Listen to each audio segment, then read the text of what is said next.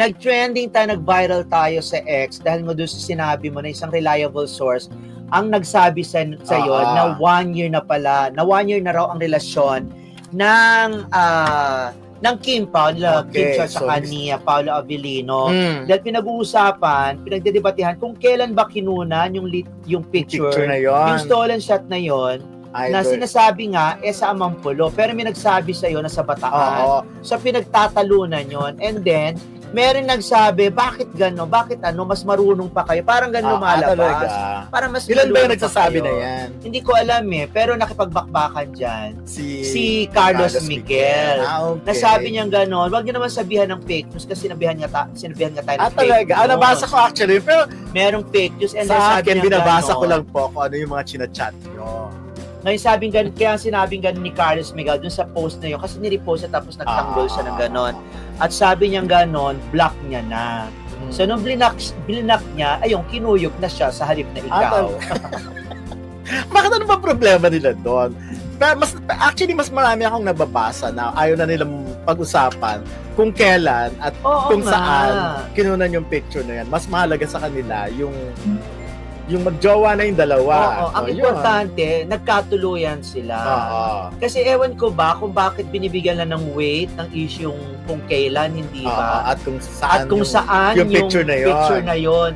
Sabi, parang hindi naman daw wala namang masyadong maganda raw na exclusive resort. Yun na nga akala nyo. Marami kaya. Nakapunta na ba kayo sa lahat ng mga exclusive resort ng Bataan?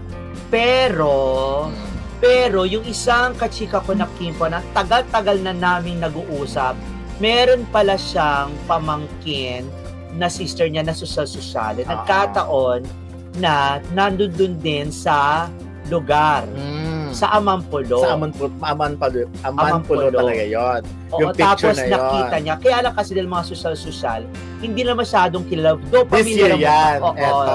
Though hindi sila familiar. Tapos, nung nagtanungan sila, sabi, that's Kim Chiu and Paolo. Okay. Yung mga ganon. So, hindi lang sila yung tao dun sa lugar na yon, sa isla na yon. Okay. So, ang dami-dami nga lumalabas, di ba? Sabi actually, ang dami-dami nga nag-chat sa amin. Yung iba matagal na namin kakilala, yung iba mga bago namin kakilala. So, kami, binabasa lang namin, pero hindi namin sinasabing eto na yun, di ba? Katulad nung sinabi, walang confirmation. Katulad nung sabi ko, may nag-chat sa akin, last year pa raw yun. Di ba ganun ko naman din i-deliver. Hindi ko naman sinasabi na alam ko na Amampulo. Dapat maniwala kayo na ganito dahil authority kami sa mga ganyan. Sinasabi ko lang kung ano yung mga chinachat sa amin nung time na yun. At saka hindi po kami fake news kasi lahat lang naman po ng aming ang pinag-uusapan dito ay nababasa namin at kung ano lang naman ay nakukuha namin sa mga social media and then kung ano lang meron kami, nagdadagdag lang. So ano ba yung pinakareklamo nila? Na gusto nilang sabihin na sa Amampulo yun at this year yun. Oo. Di yun, kung yun ang gusto nyo. Pero yung mga malalapit din sa Kim Pao, na may mga direct access din yung iba, yun ang sinasabi naman nila sa akin. Sabi ko daw pakialaman kung ano. Sabi ko, paano pinapakialaman samantalang ano bang gusto nyo? Wag pag-usapan? Nagagalit ka na ba? Hindi kasi di ba parang feeling ko, ano bang problema nyo? Nung time na nagsisimula kami magkwento ng Kim Pao, tuwan-tuwa kayo. Ngayon namang may mga ganyan kaya ngayon namang may mga chinichika kaming ganyan, nagagalit yung iba. Actually, ilan ba yung nagagalit mo? Hindi ko nga alam, hindi ko na pinansin. Ngayon, sa totoo lang, alam nyo, eto napapanood to ng mga Kim Pao ha. Okay. Sila mismo alam nila na eto pinag-usapan kaya lang dahil sa pagmamahal nila at gusto nila magkaroon ng privacy itong dalawang to, si Kim at saka si Paolo, hindi nila ini-explore. Yeah, maraming ganon. Magal pinag-uusapan na sa group chat na mga ganyan. At eto mga ito, natutuwa naman dahil nagkatuluyan ng ating mga may unawaan na. And then eto na nga, may mga lumalabas. So natin pag-usapan kung may mga nagpakasal na raw, mga ganun. Sa mga susunod yun, kasi nalaloka ako naniniwala nagpakasal naman doon. Umabot na sa ganun, di ba? Di ba napag-usapan natin yung kasal, mga ganun. So, yun na. At meron pa nga isa, alam mo dito sa mga group chat na to, meron din silang pinag-uusapan na isang kasamahan nila na hindi kino-call out nila and then parang kinancel na nila. So So, kanya-kanyang grupo ito. Hindi... May mga iba-iba kasing grupo eh. Meron talagang ibang grupo na nasa abroad na nakakausap namin. Meron naman na actually, hindi lang sa isang bansa. Halimbawa, hindi lang naman Amerika. Meron din naman sa Hong Kong. Merong mga ganun. Meron din sa Pilipinas. Napakarami pong mga nag-chat sa amin na kung anik-anik. Pero, sinasabi lang namin kung ano yung chinachat nila. Hindi ko sinasabing yun yung para. Halimbawa, sinabi na hindi raw yan Amanpulo. Last year daw yan. Sabi na nag-chat sa akin. So, yung mga ganong chika lang. Kasi nagpunta nga daw sa Amanpulo si Kim. Una pa lang nung birthday daw ni Paolo, birthday ni Kim or something. Sabi ko, talaga. So, dalawang beses? Parang hindi naman natin, pangalawang beses na raw to, parang hindi naman natin naramdaman nun, diba? Kasi, nung birthday naman ni Paolo, ewan ko, kasi si Paolo, hindi naman siya nag-celebrate ng birthday niya, diba? Hindi nga siya nagpapakita kung meron ba silang bonding ng pamilya niya. Tapos may nagsasabi nga daw, na ito nga daw, hindi ko alam kung last year or etong year na to, na nagpunta sila ng Amanpulo, nakasama din daw si Aki, yung anak ni Paolo. Iba-ibang version. Iba-iba, di ba? Ang dami-dami lumalabas sa mga Ang version naman na pinaparating sa akin ng ibang grupo, itong Holy Week lang yun. Yun lang yun, Oo. Na which is parang... pala Holy Week. Itong Holy Week. Which is parang may touch ng katotohanan kasi si LJ nandito sa Pilipinas recently nung April. The mom of Aki. But anyway, so tumalo na tayo dun sa topic na. But anyway, ano bang gusto nating sabihin tungkol dyan? Wala, naipaliwanag naman na siguro natin. Good vibes lang po tayo Ngayon kung ano pinaniniwalaan nyo, yun na yun. Diba? Kung hindi nyo, kung gusto pang i-verify, di magtanong kayo dun sa mga kapwa nyo kimpaw. So, yun. Well, anyway, natutuwa naman kami ni Don kasi at least sa pag-uusapan nyo kami. And Carlos Miguel, salamat na maraming salamat. Diyos ko. At marami, nga. Ngayon ko napapatunayan talaga namin na nanonood at nakikinig sa atin. Mismo. Yung mga bawat bitawan mo. Pero ang sa amin naman, kinikwento lang namin kung ano nakakarating. Tapos, i-verify naman natin yan in the future pag nagkaroon na ng chance. Kasi to be honest, ngayon naman, syempre, mahirap i-verify. Hindi mo naman nakakausap si Kim Chiu everyday or si Paolo. Once na mabigyan ng chance, di pwede itanong. But so far, pinag-uusapan natin yung mga lumalabas, yung mga nakakarating sa amin. Ganun lang po yun. Eto na nga, di sunod na natin ito, yung isang item natin tungkol kay Kim. Nahandaan na raw magka-baby sa 2026. Okay. Diba? Parang, ano ba yon? Dapat lang ba o hindi? Yung iba naman kasi, nagmamadali rin talaga yung ibang grupo, ibang fanay. Talagang, actually, sa pag tinignan mo, mga sila rin na nagpupush Pero biglang sasabihin nila, wag itulak, wag pakialaman, gusto private. Pero ako naman, kung 2026, why not? Bakit naman hindi? May timeline, again inuulit ko may timeline ang mga babae. Meron silang hinahabol na kung kailan sila dapat. Lalo kung medyo may feeling lang mahirapan na sila. Lalo na kung first time daw. Kung first time, kung second, okay lang. Di ba may mga nanganak ng 40 plus, kahit, kasi second time. Di ba lagi ko nga ginagawang example sila Judy Ann Santos, Ann Curtis, Marian Rivera nung tumungtong ng 32, 33, 34, naghabol na, nagsipag-asawa. Kasi yun ang sinasabi nila. Yun din naman sa interview namin sa kanila, yun din ang sinasabi nila na kailangan by this time, maplano na yung pagkakaroon ng baby para kung gusto pang masundan. Okay, totoo naman i-compute natin kung 35 ka manganganak, di ba? 35 by 50 53 magdidibo na yung anak mo. Kaya lang, before 60 ka, ka-graduate ng college yung anak mo, di ba maganda yung kaya mo pa, 60 years old ka, okay pa yung anak mo. Kaya lang parang ano ko, parang, bakit naging ganyan yung trend ng thinking nung marami na kinakailangan pagdating mo ng 34 or mga ganyan, kasi diba? May nahabol talaga. Dapat ganun. Pero kasi yung iba, nagpapakasal sila at nagsisettle sila dahil feel nila. Ibig sabihin nararamdaman this time, paano ba naman gusto magpakasal kung wala ka namang, kung wala pa ng di ba? Walang proposal, walang courtship, totoo naman dapat ganun. Kahit gusto mo magpakasal, kung hindi naman to sumasakto sa gusto mo na makaramda o makatanggap ng proposal, wala, 'di ba? Mawawala din naman yung hindi naman susunod yung plano mo. Yung mga ganon. So, sa akin kasi, wag na natin bigyan ng trend or wag na natin bigyan ng issue kung 34 ka, dapat magpakasal 35 o hanggang 40. Di ba? O 40 o kahit 50. wag na, depende yun kasi kung gusto. Pero kasi, kung gusto o hindi. Kasi may iba na plano talaga eh. Meron din naman ibang mga babae o lalaki na gusto lang pakasalan yung jowa na, kaya lang yung mga jowa nila parang hindi pa ready kasi nga nag-e-enjoy pa rin sa buhay.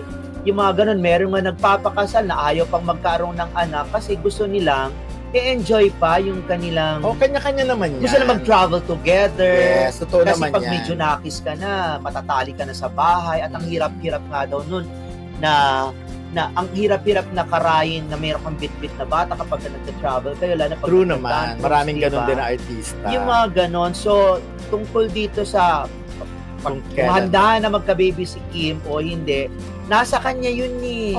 Kung kailan niya gusto eh. Pero for sure, bago yan magpakasal, di ba? Magpapacheck up muna yan kung capable ba siyang mag-baby, kung ilan pa ang pwede. Yan yung sinasabi ko talaga na sistema ng mga artista. Na pag hindi pa magjowa, pinipilit na maging magjowa, ipupush na magjowa. Pag naging mag-boyfriend, girlfriend na, itutulak na magpakasal and then mag-aasawa at magkakaanak. After that, may panibago na naman silang at saka wag niyo hahanapin na kailan sila magpapakasal o kailan sila magkakajowa. My gosh, kung 1 year pa lang naman sila, di ba? Ano to, agad-agad na sila magpapakasal. Sa akin, okay lang naman na magpakasal sila. Ako din. After 1 year, kung talagang gusto nila, kung talagang sigurado nasa na sila yun. Nasa kanila yon. Hindi naman dapat sila mag-pressure na magpakasal at magka-baby dahil gusto nyo lang. Dahil gusto nyo matupad ang mga pangarap nyo para sa dalawa na magkatuluyan sila.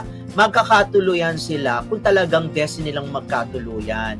Pero kung sa atin lang sila magbabase, delikado yon, di ba? Pero magbabase na dahil gusto natin. Pero for sure, eto naman tong si Kim at saka si Paolo, hindi naman sila napanghihimaksukan ng fantasy. Oo naman, may mga decision nila sa buhay or decision nila may mga sariling utak yung mga yan. Yun nga lang, di ba? Katulad ng sinasabi nila, ako naman kinikwento ko lang, bawa yung isang lalaki, sabi niya, gusto niya magkaanak na siya pag 40 na siya or 35. Kasi nga, gusto na makalaro ng basketball yung anak nila or may mga ganun kasing kwento ang ibang mga tao. Kaya pinagbabasyan lang naman yun. Kasi kung mag-aasawa ka naman dahil ng 45 years old ka na at magkakaanak ka ng 45 ka na, by 60 years old, di ka na pwede mag-basketball, nakasama mo ng teenager na anak mo.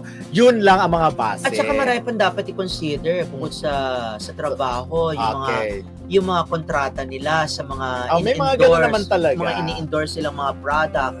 May mga clause kasi sa kontrata na hindi kayo dapat mag-tease sa mga beauty product or something. Yes, mga gano'n. And then, single. Meron mga schedules pa na may mga shooting or mga ganito.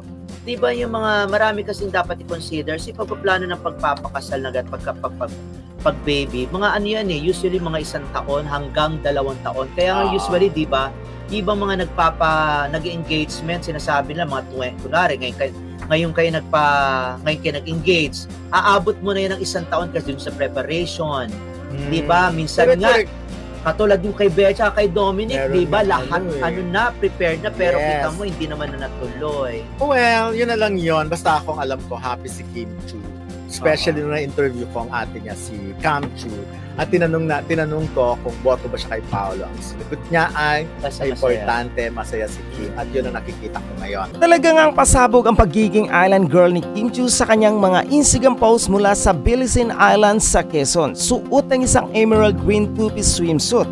Ipinakita ni Kim ang kanyang fit na katawan at glowing na aura habang nag-enjoy sa golden hour sa tabing dagat. Sa caption ng kanyang post, isinulat niyang Opa Kara Ropel na nangangahulugang mahilig sa sunset at nagpapasalamat siya sa mga maliliit at malalaking bagay sa buhay. Ang mga larawan ay kuha sa Bilisin Island kung saan nagdao siya ng Christmas getaway kasama ang kanyang pamilya.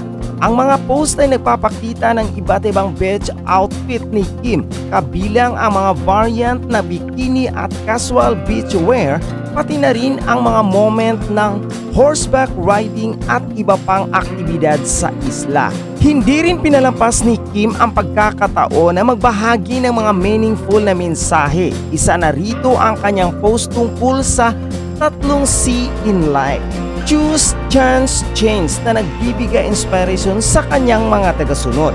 Talaga namang kitang-kita ang saya at positibong enerhiya ni Kim sa kanyang mga larawan na nagbigay saya at inspiration sa kanyang mga fans. Bukod sa pagiging island girl ni Kim Chiu sa kanyang Philippine Island getaway, may ilang mahalagang detalye na maaaring idagdag upang mas mapalalim ang ating pag-uunawa sa kanyang karanasan. Matapos ang kanyang paghihiwalay kay Sian Lim noong December 2023, pinili ni Kim na ipagdiwang ang Pasko kasama ang kanyang pamilya sa Philippine Island. Sa kabila ng mga pagsubok, ipinakita ni Kim ang kahalagahan ng pamilya bilang sandigan at pinagmumula ng lakas. Sa mga larawan, makikita ang kanyang ngiti at saya na nagpapahiwatig ng kanyang resilience at positibong pananaw sa buhay. Sa mga caption ng kanyang mga Instagram post, iminahagi ni Kim ang kanyang pagpapalaga sa maliliit at malalaking bagay sa buhay. Isang halimbawa ang paggamit niya ng salitang Opa Kara Ropel na nangangahulugang mahilig sa sunset na nagpapakita ng kanyang appreciation sa mga simpleng kaligayahan. Ang mga mensaheng ito ay nagbigay inspiration sa kanyang mga tagasunod na nagpasalamat at nagpatuloy sa kabila ng mga hamon. Ang bakasyong ito sa Balisin Island ay tila naging pagkakataon para kay Kim na mag-reflect at mag-recharge sa pamamagitan ng mga aktibidad tulad ng horseback riding at pag-enjoy sa beach. Ipinakita ni Kim ang kahalagahan ng self-care at personal na paglago. Ang mga larawan at mensahe mula sa kanyang trip ay nagsisilbing paalala sa atin na mahalaga ang maglaan ng oras para sa sarili upang mapanatili ang kalusugan ng katawan at isipan. Bukod sa kanyang personal na karanasan, ipinakita rin ni Kim ang kahalagahan ng pagkakaroon ng malasakit sa iba. Isang halimbawa nito ang kanyang pagbisita kay Chris Aquino na kasalukuyang nagpapagaling sa kanyang sakit. Ibinahagi ni Kim sa social media ang kanyang pagbisita na nagpapakita ng kanyang suporta at malasakit sa kaibigan. Ang simpleng kilos na ito ay nagbibigay ng inspiration sa kanyang mga tagasunod na maging mapagmalasakit at magbigay ng suporta sa mga mahal sa buhay. Sa pamamagitan ng kanyang mga beach photo, ipinakita ni Kim ang kanyang estilo at pagiging inspiration sa mga kababaihan. Ang kanyang mga outfit choices at confident na postura ay nagbigay ng mensahe na mahalaga ang maging komportable at tiwala sa sarili. Ang mga larawan ay nagsilbing paalala na ang tunay na kagandahan ay nagmula sa loob at sa pagpapahalaga sa sarili. Sa kabuuan, ang Balisin Island Getaway ni Kim Chiu ay hindi lamang isang simpleng bakasyon, kundi isang pagkakataon para sa personal na paglago, pagpapahalaga ng pasasalamat at pagpapakita ng malasakit sa iba. Ang mga mensahe at larawan mula sa kanyang trip ay nagsilbing inspiration sa kanyang mga tagasunod na magpatuloy sa kabila ng mga hamon at magbigay halaga sa mga simpleng kaligayahan sa buhay.